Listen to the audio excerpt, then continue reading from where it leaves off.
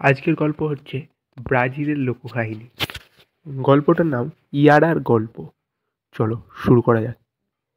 তোমাদের মধ্যে এমন কে আছে যে ব্রাজিল নাম জানো না?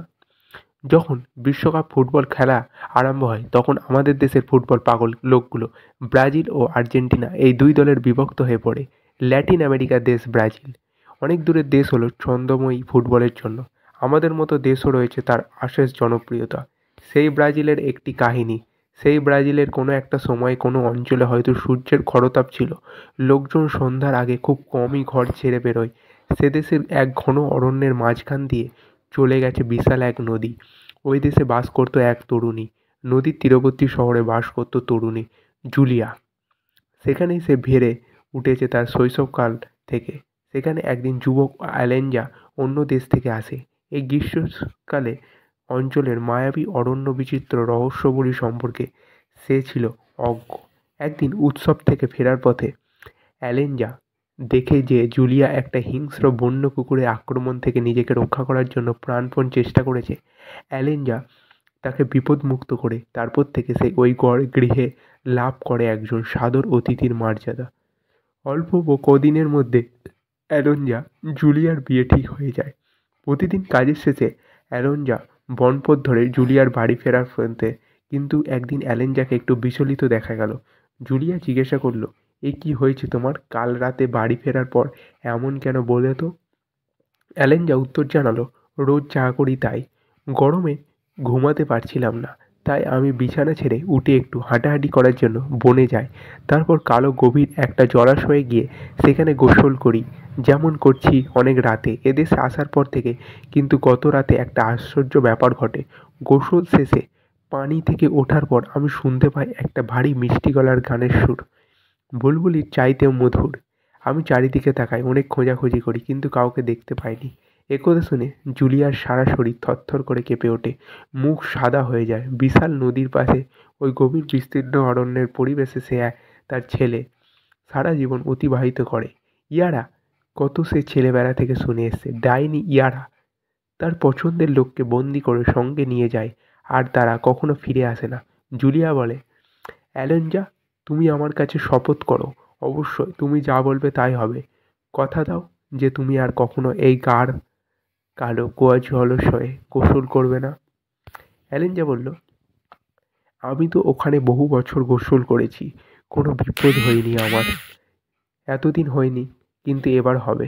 এরপর শপথ করো। অ্যালেঞ্জা বলল, এই তো। এবং তারা শপথ করে অ্যালেঞ্জার উজ্জ্বল থেকে তুমি আর কখনো নামবে না। অ্যালেঞ্জা অবাক চোখে জুলিয়ার দিকে তাকালো।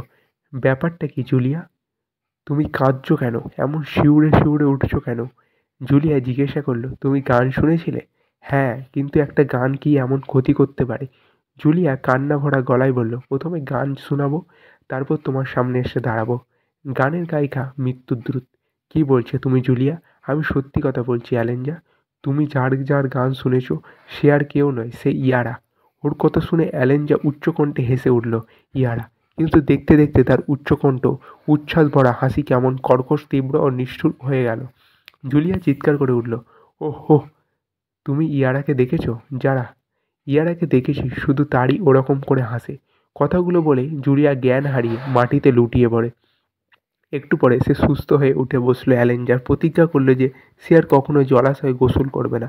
যদিও ইয়ারা ব্যাপারটা কোনো বিশ্বাস করতে পারিনি।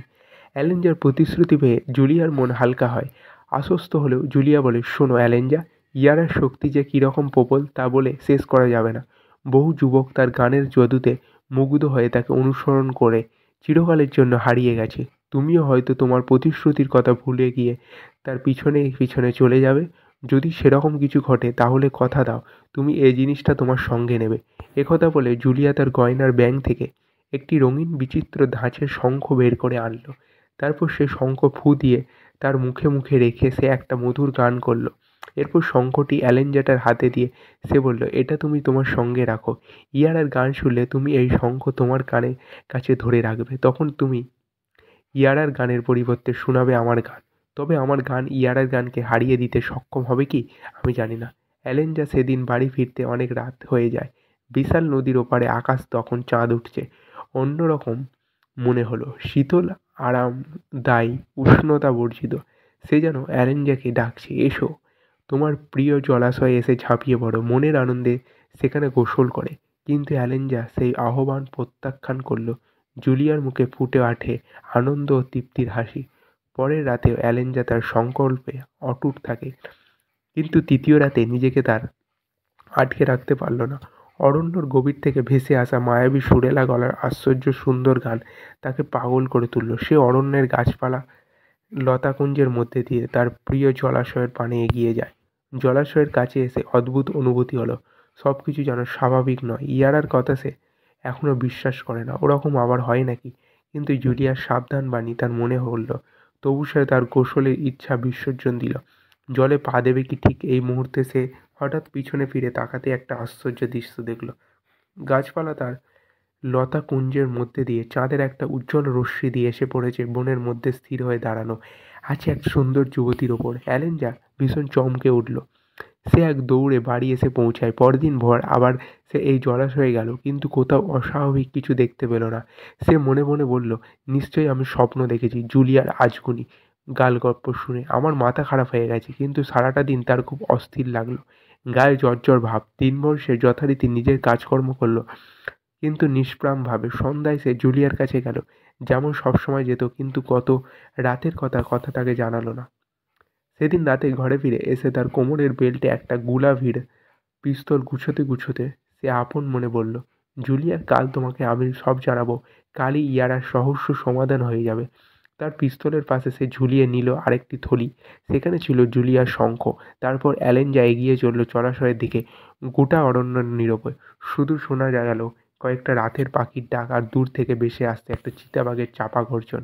অ্যালেঞ্জা জলাশয়ের পাশে একটা গাছের গায়ে হেলা দিয়ে কিছুক্ষণের জন্য বসে রইল। একটুক্ষণের মধ্যেই সে একটা স্বপ্নের ঘোরে আচ্ছন্ন হয়ে গেল। তারপরই তার কানে এসে বাজল একটা মায়াবী গানের ধ্বনি। সেই সঙ্গে সে শুনল, এসো, ঝাঁপ দাও, কেন দেরি করছো? অ্যালেঞ্জাকে লাফ দিয়ে উঠে দাঁড়ায়, ভাঙা গলায় জিজ্ঞাসা করলো, কে তুমি? কে আমায় ডাকছো?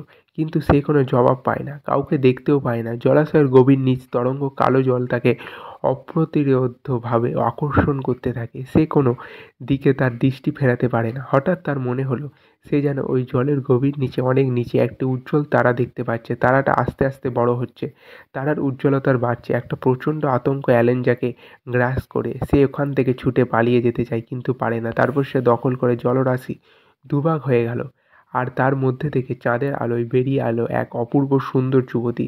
এই যুবতীর কাছে থেকে সে গত রাতে ছুটে পালিয়ে গিয়েছিল। আজই সে পালাবার চেষ্টা করলো, কিন্তু তার পা দুটি যেন পাথর হয়ে গেছে। সে ওই যুবতীর ওপর থেকে তার দৃষ্টি সরিয়ে নিতে অপ্রাণ চেষ্টা করলো, কিন্তু তাও করতে পারল না। নিজের ইচ্ছার বিরুদ্ধে সে যুবতীর দিকে এক পা এগিয়ে গেল। ওই মুহূর্ত অ্যালেঞ্জা মনে জেগে উঠল জুলিয়ার মুখ। এক মুহূর্তের জন্য মনে হয় ইয়ারার মায়ার জালে ছিন্ন হয়ে গেছে। অ্যালেঞ্জা তার কোমরে বন্দি থেকে একটা হ্যাচকা টানে পিস্তল বার করে ইয়ারাকে লক্ষ্য করে গুলি ছুড়ল। সমগ্র অরণ্যে তার প্রতিধ্বনি ছড়িয়ে পড়ল, কিন্তু ইয়ারার কিছুই হলো না। সে নিয়তি মৃত্যুর দৃঢ় অঞ্চলে পায়ে তার দিকে আসতে থাকে। তীক্ষ্ণ চিৎকার করতে করতে কয়েকটা বন্য পাখি শুধু দানা ঝাপটাতে ঝাপটাতে অন্য কোথাও উড়ে চলে গেল। অ্যালেঞ্জা আবার গুলি করলো, কিন্তু যুবতী এগিয়ে আসতে পারে। এবার অ্যালেঞ্জা তার পিস্তলের নল ধরে সেটাকে উল্টো করে ঘুরিয়ে গদার মতো ব্যবহার করার উদ্দেশ্যে নিজেই ইয়ারার দিকে এগিয়ে যায়। ইয়ারা যেন একটু ভয় পায়, সে জলের দিকে পিছিয়ে যায়। কিন্তু অ্যালেঞ্জা তখন তার মায়ার জাল থেকে মুক্তি হতে পারেনি। ইয়ারা তাকে অপ্রতিহত শক্তিকে জলের ভেতরে টেনে নিতে শুরু করে। অ্যালেঞ্জার হাত থেকে তার পিস্তল পড়ে যায়। ছলাৎ করে জলে একটা শব্দ হয়। অজস্র চাঁদের কণা যেন জলাশয়ের মৃত তরঙ্গ রাশির মধ্যে ভাসতে থাকে। তার মধ্যে সে দুবাহু প্রসারিত হয়ে ইয়ারা অ্যালেঞ্জাকে ডেকে বলে। সঙ্গে সঙ্গে সে তার সুকণ্ঠিত ধ্বনি গান গেয়ে ওঠে।